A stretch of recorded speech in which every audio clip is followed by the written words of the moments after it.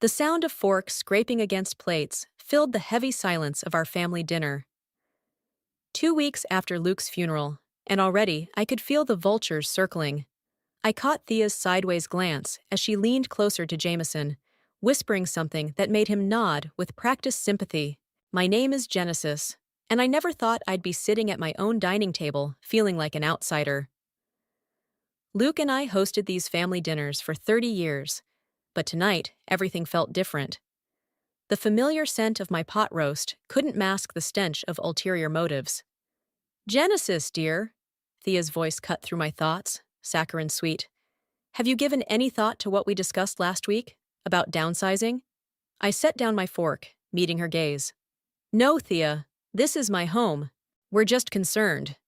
Jameson chimed in, dabbing his mouth with a napkin. Living alone in such a big house at your age? I'm 55, not 85, I replied, forcing a smile. And I'm not alone. Athena helps me maintain the place. Athena, my caretaker, looked up from her plate, offering a supportive smile. She was young, but her presence had become a comfort since Luke's passing. About that, Thea continued, sharing another meaningful look with Jameson. We've been thinking it might be more practical to consider one of those lovely retirement communities. The one near us has excellent facilities. My stepson Ira shifted uncomfortably in his chair. His girlfriend Olive squeezed his hand under the table, a gesture I wasn't meant to see. Luke wanted me to stay here, I said firmly. This was our dream home. Luke would want what's best for you, Thea pressed, her voice dripping with false concern. And managing such a large property alone, it's not practical. I'm managing just fine, I insisted, standing to clear the plates. Athena moved to help, but I waved her off. I needed a moment alone in the kitchen. As I loaded the dishwasher, voices drifted in from the dining room. I moved closer to the door, my heart pounding as I caught fragments of their conversation. Needs to be handled delicately, Thea was saying. We can't just— The sooner the better, Jameson replied in a low voice, before she gets too settled in the idea of staying. Dad wouldn't have wanted this, Ira's voice, barely above a whisper. Your father wasn't thinking clearly near the end, Thea snapped. We're doing what's best for everyone. I gripped the counter, my knuckles turning white. Luke had been perfectly clear-minded when he made me promise to keep our home, to never let anyone pressure me into leaving. This is your sanctuary, he'd said, holding my hand during those final days. Don't let anyone take it from you. Bethany, my best friend, had warned me about this. Watch your back, she'd said at the funeral. Family can turn faster than milk in summer heat. I returned to the dining room with coffee and the apple pie Luke always loved. Conversation stopped abruptly, replaced by overly bright smiles.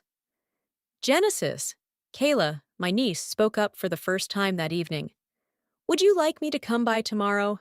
Help you sort through some of Uncle Luke's things? Before I could answer, Thea interrupted. Oh, we can help with that. No need to trouble yourself, Kayla. I'd love your help, Kayla, I said pointedly. Come by around 10? The rest of the evening passed in a blur of meaningful glances and veiled suggestions. As everyone prepared to leave, Thea hung back, placing a hand on my arm. We're family, Genesis. We only want what's best for you. I looked into her eyes, seeing the calculation behind the concern. I know exactly what you want, Thea. She stiffened slightly before recovering her smile. Get some rest, dear. We'll talk more soon. After they left, I sat in Luke's favorite armchair, running my fingers over the worn fabric. The house felt different now, filled with shadows of whispered conspiracies and hidden agendas. Athena appeared with a cup of tea. Ms. Genesis, are you all right?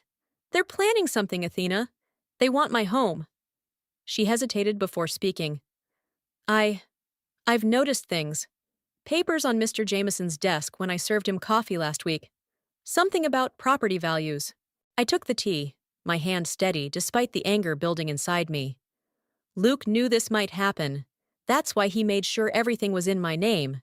But looking at the family photos on the wall, I wondered if his siblings knew that. And more importantly, I wondered what they were willing to do to get what they wanted. They think I'm just a grieving widow they can push around, I murmured, more to myself than Athena. They're about to learn how wrong they are. The morning after that tense dinner, I was sorting through Luke's old files when Kayla arrived.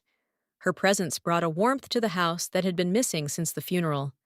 "Found anything interesting?" she asked, settling beside me on the floor of Luke's study. "Just memories," I said, holding up an old photograph of Luke and me at our wedding.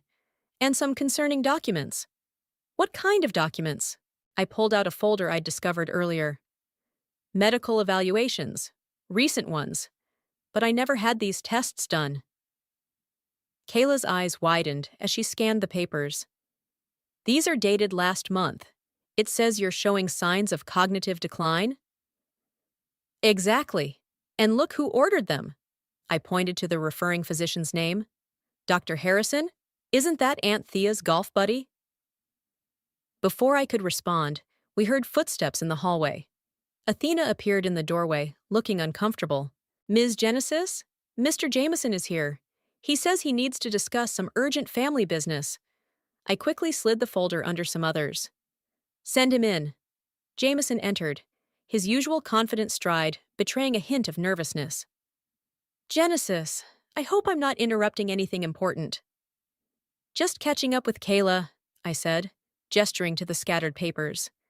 "Going through Luke's things." His eyes darted around the study. "Actually, that's partly why I'm here. There are some documents we need to locate. Insurance papers, property deeds, that sort of thing." "Everything's in order," I assured him. Luke was very thorough. "Yes, well," he cleared his throat. "Thea and I would feel better if we could review them. Make sure everything's properly arranged." Kayla stood up, crossing her arms. "Why wouldn't it be properly arranged, Uncle Jameson?" He shot her a sharp look. "Family looking out for family, that's all. Genesis has been through so much." "I appreciate the concern," I said, standing as well. "But I'm handling it." Just then, Athena appeared again. "Ms. Genesis, there's someone at the door. Says they're here about the property assessment." Jameson's face reddened. "I'll handle that," he said quickly, heading for the door. "No," I called after him. "I'll handle it. This is my house, after all." In the foyer, a woman in a business suit was waiting. "Mrs. Stout? I'm Rachel from Cornerstone Realty.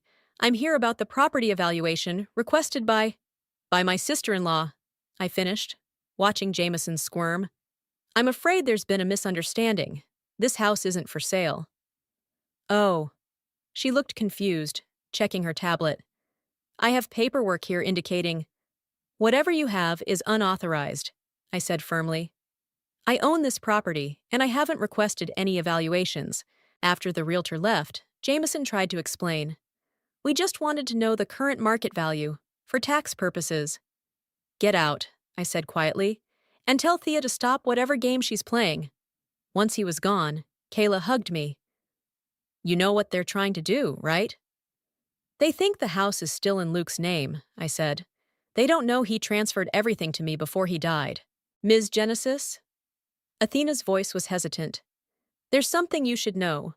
Last week, while cleaning Mr. Jameson's study during the family lunch, I found some papers.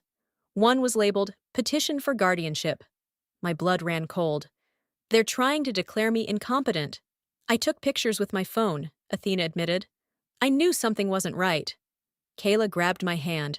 "We need to call Bethany. She's a lawyer. She'll know what to do."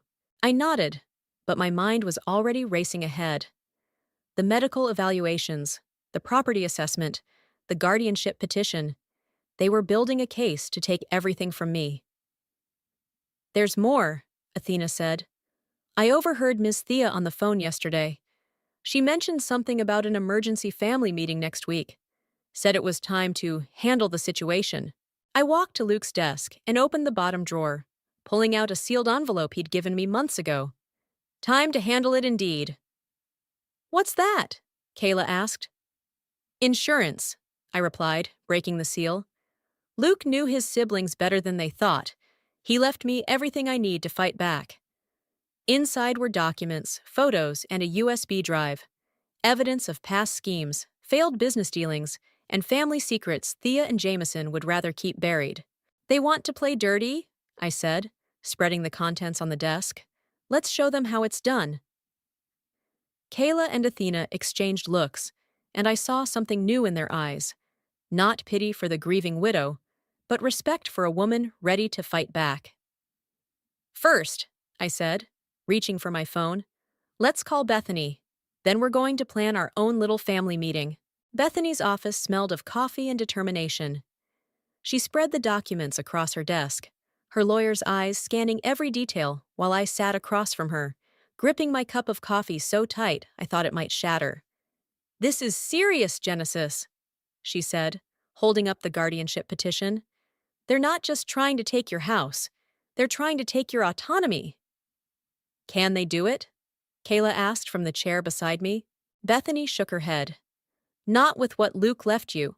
But we need to be smart about this. They're building a paper trail to make you look incompetent." "Show her the USB drive," Kayla urged. I pulled out the small device Luke had left behind. Bethany plugged it into her computer, and her eyes widened as she scrolled through the files. "Well, well," she murmured. "Looks like Thea and Jameson have been busy. Failed real estate schemes, questionable investments, tax discrepancies. Luke kept everything," I explained. "He said it might come in handy someday." A knock at the door made us all jump. Bethany's assistant poked her head in. "Ms. Genesis, your stepson Ira is here. Says it's urgent." I exchanged looks with Kayla before nodding. "Send him in." Ira entered, looking uncomfortable in his business suit. His girlfriend Olive followed, her hand protectively on his arm. "Genesis, we need to talk," he said, running a hand through his hair. "Aunt Thea called a family meeting for tomorrow night. They're going to try to force me into assisted living," I finished. "Declare me incompetent?" He blinked. "How did you—" "Your father warned me this might happen," I said softly. "He knew his siblings better than they knew themselves." Olive stepped forward. "Ira's been struggling with this. He knows what they're doing is wrong." "They said it was for your own good," Ira blurted out. "That you're not coping well, that the house is too much." "But I've seen the documents they're using. The medical evaluations are fake." Bethany leaned forward. "Would you be willing to testify to that?" Ira looked at Olive, who nodded encouragingly. "Yes. Dad would never forgive me if I let them do this to you." My phone buzzed. A text from Athena. "Ms. Thea just showed up at the house with some men. They're going through papers in the study." "They're searching my house." I stood up, anger replacing fear. "Like common thieves?" "They're looking for the deed," Ira explained. "They don't know Dad transferred everything to you." "Genesis." Bethany's voice was sharp. "Don't confront them. Not yet. Let them think they're winning." "The family meeting tomorrow," Kayla said suddenly. "That's when they're planning to spring everything on you. The medical reports, the guardianship petition." "Then that's when we'll spring our trap," I replied. "Bethany, can you have everything ready by then?" She nodded, already reaching for her phone. "I'll have the injunction prepared, along with documentation of their fraudulent activities. But Genesis, are you sure you want to go nuclear? They're still family. Family doesn't try to steal your home and freedom," I said firmly. "Luke protected me from them one last time by leaving me these documents. I'm going to use them." Ira shifted uncomfortably. "Aunt Thea's been calling all the relatives, telling them you're not mentally stable. Some believer." "Let them," I said. "Tomorrow night, everyone will know the truth." We spent the next hour planning. Bethany prepared legal documents, while Kayla coordinated with Athena to document everything happening at the house. Ira provided details about Thea and Jameson's plans, his loyalty to his father's wishes finally outweighing family pressure. As we were leaving, Olive pulled me aside. "Genesis, there's something else you should know. Thea's been promising pieces of your house to different family members. The antique furniture to Cousin Sarah, the art collection to Uncle Robert. Dividing up my possessions before they've even taken them," I said bitterly. "How thoughtful of her." Back at home, I found Athena waiting anxiously. The study was a mess, drawers left open, papers scattered. "They left when they couldn't find what they were looking for," she reported.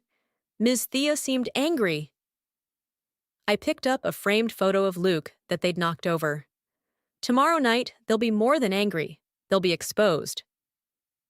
Ms. Genesis? Athena hesitated. Whatever happens tomorrow, I want you to know I'm on your side. What they're doing, it's not right. I squeezed her hand, grateful for another ally in this fight. As night fell, I sat in Luke's chair, looking at the home we'd built together. Tomorrow, his siblings would try to take it all away. But Luke had given me everything I needed to fight back. They think I'm a helpless widow, I whispered to his photo. Time to show them how wrong they are. The day before the family meeting, I decided to do some investigating of my own. Thea's real estate office was quiet when I walked in, claiming I needed to discuss a property listing. The receptionist, recognizing me as family, waved me straight through. Genesis! Thea's surprise was poorly masked by her fake smile. What brings you here? Just wanted to talk, I said, settling into a chair across from her desk. About the house. Her eyes lit up like a shark spotting blood in the water. Oh, have you been considering our suggestions? Actually, I've been thinking about what Luke would want. I watched her carefully. He always said family should stick together. Exactly! Thea leaned forward eagerly. That's what we've been saying, and the retirement community near us. A knock interrupted her. Jameson burst in, freezing when he saw me. Genesis, I didn't expect. Join us, I said pleasantly. We're discussing family matters. He shared a look with Thea before sitting down. I noticed him trying to subtly close his laptop, but not before I glimpsed an email with my name in the subject line. I found some interesting papers in Luke's study, I mentioned casually. Medical evaluations I don't remember having. Memory issues are exactly what we're concerned about, Thea said smoothly. These things can creep up slowly. Funny thing about memories, I replied. I clearly remember Dr. Harrison playing golf with you last month, Thea. The same doctor who supposedly evaluated me. The siblings exchanged another glance. Jameson cleared his throat. Genesis, we're only trying to help. Like you helped Luke with the Riverside Development Project? They both stiffened. That project had been their biggest failure and their darkest secret. I don't know what you're talking about, Thea said sharply. My phone buzzed. A text from Kayla. Found more documents in Jameson's car. Photos attached. I should go. I stood up. But I'll see you both tomorrow night. I'm looking forward to our family discussion. Genesis, Thea called as I reached the door. Be careful. Sometimes people who dig too deep get buried in what they find. I turned back, meeting her gaze. Is that a threat, Thea? A friendly warning. From family. Outside, I called Bethany immediately. They're getting nervous. Thea just threatened me. Perfect, Bethany replied. Did you plant the bug? I smiled, remembering the tiny recording device I'd dropped behind Thea's desk. It's done. Let's see what they say when they think I'm gone. Back home, Athena was waiting with news. Ms. Genesis, while you were out, Mr. Jameson's assistant came by. She was supposed to deliver some papers, but she gave them to me by mistake. She handed me a thick envelope. Inside were more fraudulent medical reports and a draft of the guardianship petition, complete with forged signatures from family members. They're getting sloppy, I muttered, making mistakes. My phone rang. It was Ira. Genesis, you need to hear this. I just overheard Aunt Thea on the phone with her lawyer. They're planning to have you committed if you resist tomorrow night. Committed? My hand tightened on the phone. They can't do that. They've got a doctor on standby. They're saying it's for a psychiatric evaluation, but really, it's to get me out of the way while they take everything, I finished. Thank you, Ira. Are you still with us for tomorrow? All the way, he promised. Olive and I both. Later that evening, Kayla came over with the recording from the bug. We sat in the kitchen, listening to Thea and Jameson's conversation after I'd left. She knows something, Thea's voice crackled through the speaker. About Riverside. Impossible, Jameson replied. Those records were destroyed. Luke must have kept copies. We need to move faster. Once we get control of the house. And Genesis? The doctor will handle that. A few weeks in observation, and no judge will question the guardianship petition. I stopped the recording, my hands shaking with anger. They were going to have me locked up. Not anymore, Kayla said firmly. We've got them, Genesis. All of it. The fake medical reports, the forged signatures, the Riverside evidence. Tomorrow night, it all comes out. Athena brought us tea, her young face serious. Ms. Genesis, whatever happens tomorrow, you're not alone. I looked around my kitchen, at Kayla's determined expression, at Athena's loyal support, at the house Luke and I had filled with love for 30 years. Tomorrow, his siblings would try to take it all away. But they'd forgotten something crucial. A woman protecting her home is more dangerous than any predator. No, I agreed, I'm not alone. And after tomorrow night, Thea and Jameson will wish they'd remembered that. The morning of the family meeting, Athena rushed into my bedroom, her face pale. Ms. Genesis, you need to see this. She handed me her phone, showing a group text from Thea to the extended family. Deeply concerned about Genesis's mental state. She's becoming paranoid, making accusations. Please come early to discuss intervention options. They're trying to stack the deck, I said, getting dressed quickly. How many responses? Most of the family is arriving 2 hours early. Only Kayla, Ira, and Olive declined. My phone rang. It was Bethany. Genesis, we have a problem. Thea's filed an emergency petition for temporary guardianship. They're trying to fast-track it before tonight's meeting. Can they do that? Not if we move first. I'm heading to the courthouse now. Don't let anyone in the house until I call back. Barely an hour later, someone knocked on my front door. Through the security camera, I saw Thea standing there with a man in a suit. Genesis? She called out. This is Dr. Peters. We're worried about you, dear. Please let us in. I pressed the intercom. Not without my lawyer present. See? Thea's voice dripped with concern. This paranoid behavior is exactly what we're worried about. Doctor, please note her refusal to cooperate. I'm noting your harassment, I replied, and the security cameras are noting it too. They left after 15 minutes of trying, but I knew they'd be back. I called Kayla. They're at the courthouse, she reported. Bethany's handling it. How are you holding up? I'm fine, but I stopped as Athena rushed in again. Ms. Genesis, Ms. Thea's assistant just called. She wants to help us. Put her on speaker, I told Athena, with Kayla still listening on my phone. Hello? A nervous voice came through. I'm Sandra, Ms. Thea's assistant. I've been gathering evidence for months. The forged documents, the fake medical reports. I have copies of everything. Why help us now? I asked. Because they're planning to blame me if things go wrong. I heard them this morning. I'm supposed to be their scapegoat. Sandra, I said carefully, would you be willing to testify to this? Yes. I'm tired of their schemes. I'll bring everything to your house now. An hour later, Sandra arrived with a thick folder. The evidence was damning.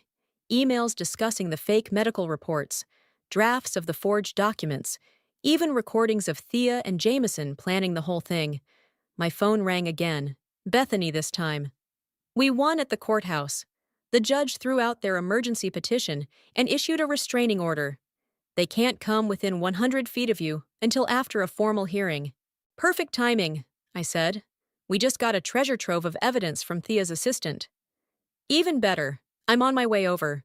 We need to prepare for tonight. The afternoon passed in a flurry of activity.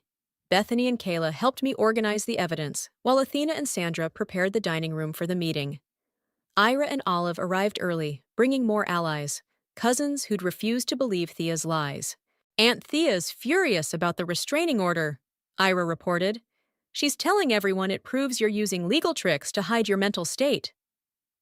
Let her dig her hole deeper, Bethany said, sorting papers. Every accusation she makes will look worse when the truth comes out. At 6 o'clock, my security system alerted me to cars pulling up. Through the cameras, I watched family members arriving in groups, their faces concerned and confused. Thea and Jameson stood at the legal distance, directing people toward the house. Ready? Kayla squeezed my hand. I looked around at my support team. Bethany with her legal documents, Athena and Sandra with their evidence, Ira and Olive with their loyalty, and Kayla with her unwavering support. More than ready, I replied. Let's show them what happens when you try to steal a widow's home. The doorbell rang.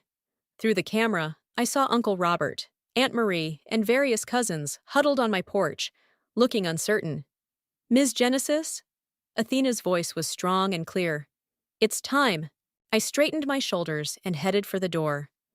Behind me, Bethany arranged the evidence on the dining room table.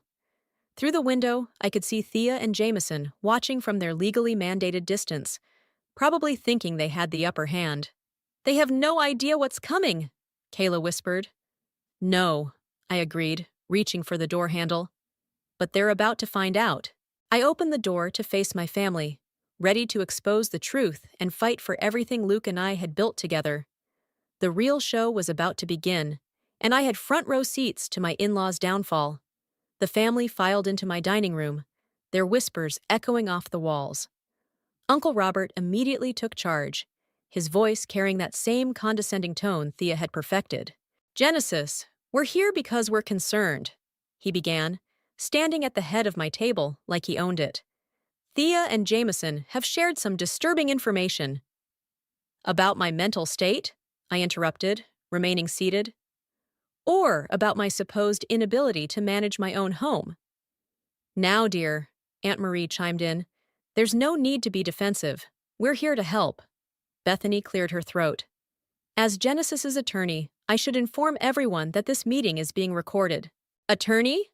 Uncle Robert's eyebrows shot up. This is a family matter?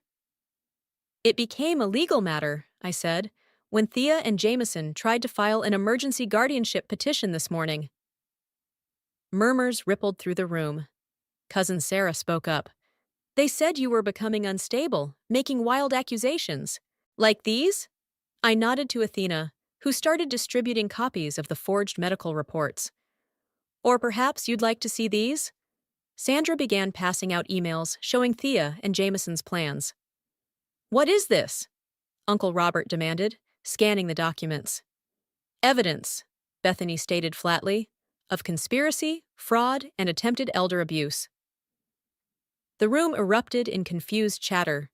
Through the window, I could see Thea and Jameson pacing at their court-mandated distance. That's not possible, Aunt Marie protested. Thea showed us evaluations from Dr. Harrison. Who happens to be her golf partner? Kayla cut in. And who, when contacted by our investigator, confirmed he never examined Genesis. Ira stood up. It's true. I've seen them fabricating these documents. They planned to have Genesis committed so they could seize control of the house. The house that, by the way, Bethany added, is legally mine. I pulled out Luke's final property deed. Transferred to me 6 months before his death, with all the proper documentation. Uncle Robert grabbed the deed, his face reddening. This can't be right. Luke would never... Luke knew exactly what his siblings were capable of, I said quietly. Just like he knew about the Riverside development scandal. The room went deadly silent. Even Uncle Robert paled. How did you... he started. Luke kept records, I continued, of everything. The investors they defrauded, the environmental regulations they violated, the money they embezzled. Sandra stepped forward, her voice shaking. I have copies of all the transactions. They plan to use the profits from selling this house to pay back their debts. Cousin Sarah stood up abruptly. Is this true? They promised me the antique furniture if I supported the guardianship petition. They promised me the art collection, another cousin admitted. They were dividing up my home before they even had it, I said, using all of you as pawns in their game. Bethany laid out more documents. We have evidence of at least 6 different attempts to forge Genesis's signature, 3 fabricated medical evaluations, and dozens of emails discussing their plans to have her forcibly committed. The family's shock turned to anger. Not at me, but at Thea and Jameson. Through the window, I could see them realizing something was wrong, as relatives began shooting them furious looks. There's more, Ira added. They've been using family investments to cover their debts for years. Check your accounts, especially the trust funds they manage. Phones came out immediately, the room filled with gasps and cursing as people discovered the truth. I trusted them with my children's college fund, Aunt Marie whispered. Uncle Robert was already dialing his bank. Others were texting Thea and Jameson, demanding explanations. Genesis? Cousin Sarah approached me, tears in her eyes. We had no idea. They told us you were sick, that you needed help. They counted on family loyalty to blind you, I said gently. Just like they counted on me being too grief-stricken to fight back. Bethany stood up. I've prepared criminal complaints and civil suits. Anyone who's lost money to their schemes can join the legal action. A line formed at Bethany's end of the table as relatives rushed to add their names to the complaints. Through the window, I watched Thea and Jameson finally realize their game was up. They hurried to their car as family members began storming out to confront them. Should we stop them? Kayla asked, watching them speed away. No need, Bethany smiled. The police are waiting at their homes with search warrants. This isn't just about saving your house anymore, Genesis. This is about justice for everyone they've hurt. I looked around my dining room, at the family members hugging and apologizing, at my team of supporters standing proud, at the home Luke had protected for me one last time. Justice, I agreed, and truth. It's all I ever wanted. The next morning's headlines screamed, "Local real estate moguls arrested in fraud scheme." My phone hadn't stopped buzzing since dawn, with calls from family members and reporters. Turn on the news! Kayla burst through my front door, still in her pajamas.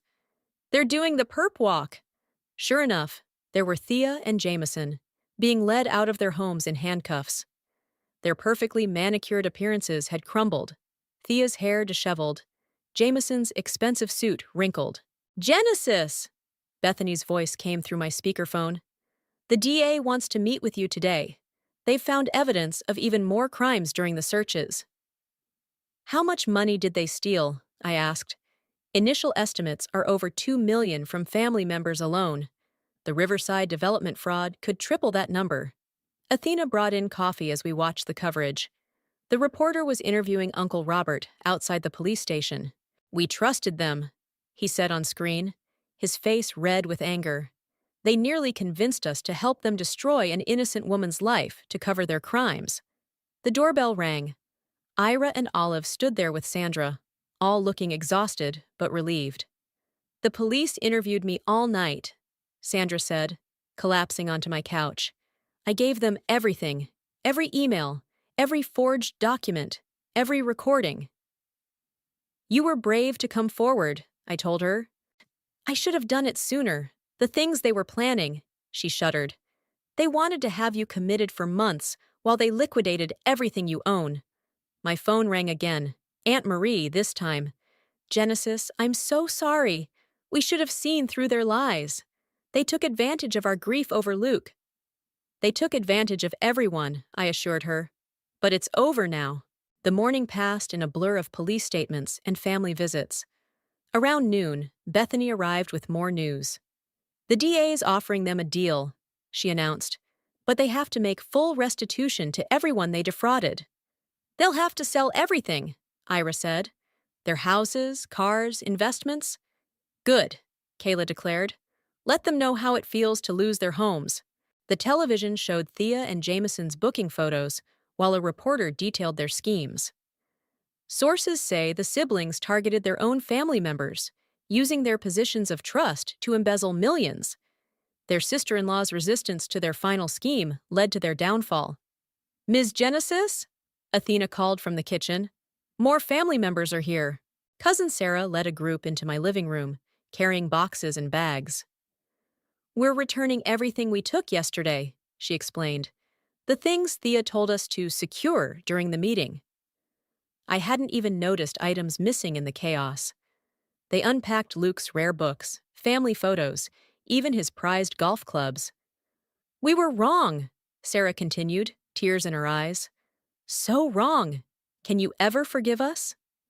Before I could answer, Bethany's phone buzzed. Her eyes widened as she read the message. They're not taking the deal, she announced.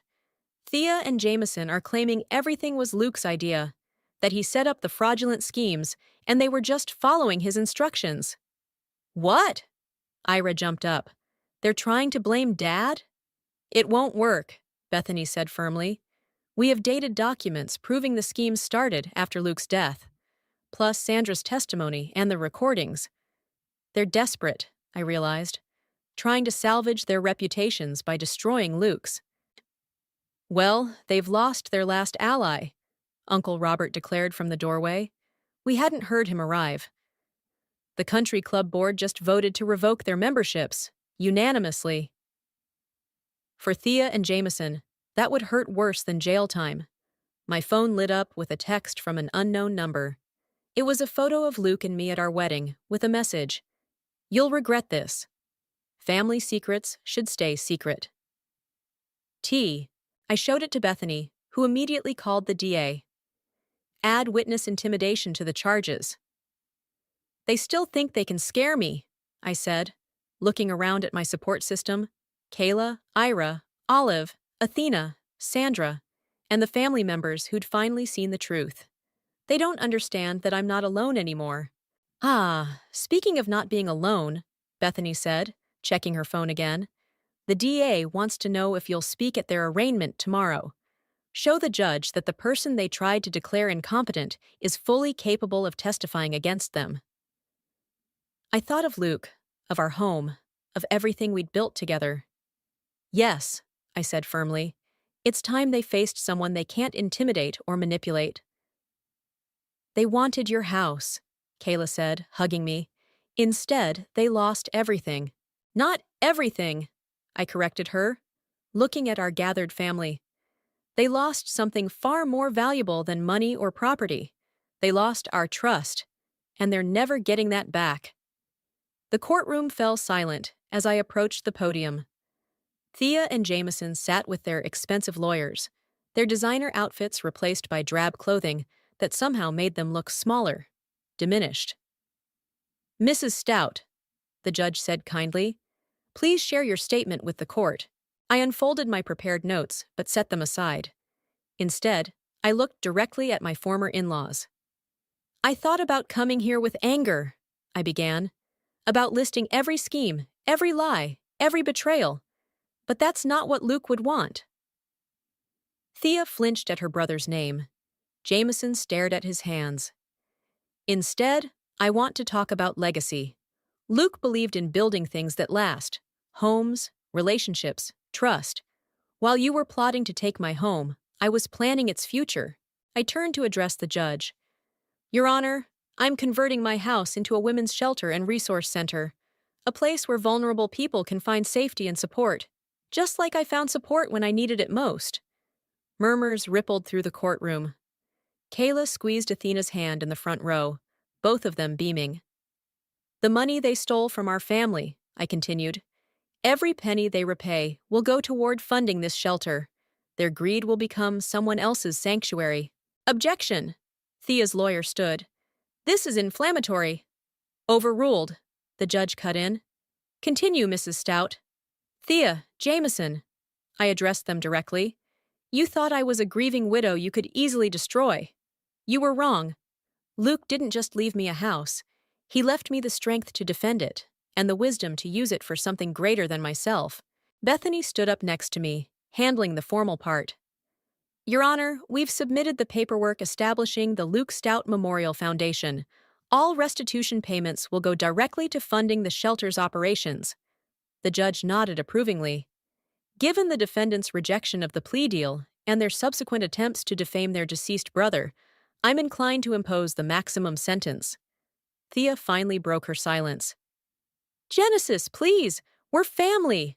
So, family? I turned to her. Family doesn't plot to have someone committed. Family doesn't forge medical documents or steal trust funds. Family builds each other up. They don't tear each other down. The judge cleared his throat. Thea and Jameson, please rise for sentencing. They stood, trembling. The judge's voice was stern as he handed down their punishment. 7 years in prison, full restitution to all victims, and permanent bars from working in real estate or financial services. As they were led away, Ira approached me with Olive. Dad would be proud, he said softly, both of how you fought back and what you're doing with the house. Outside the courthouse, reporters clustered with cameras and microphones, but it was Sandra who spoke first, standing with other victims of Thea and Jameson's schemes. "We're all contributing to the shelter," she announced. "Every penny they repay us will help other people rebuild their lives." Uncle Robert stepped forward. "The family's establishing a scholarship fund, too, for women seeking legal or financial education. We want to prevent others from being victimized like we were." Back home, I found Athena directing volunteers who were helping convert the guest rooms into shelter spaces. Kayla was organizing donations of clothes and supplies that had poured in since the story broke. "Ms. Genesis," Athena called out, "come see what arrived."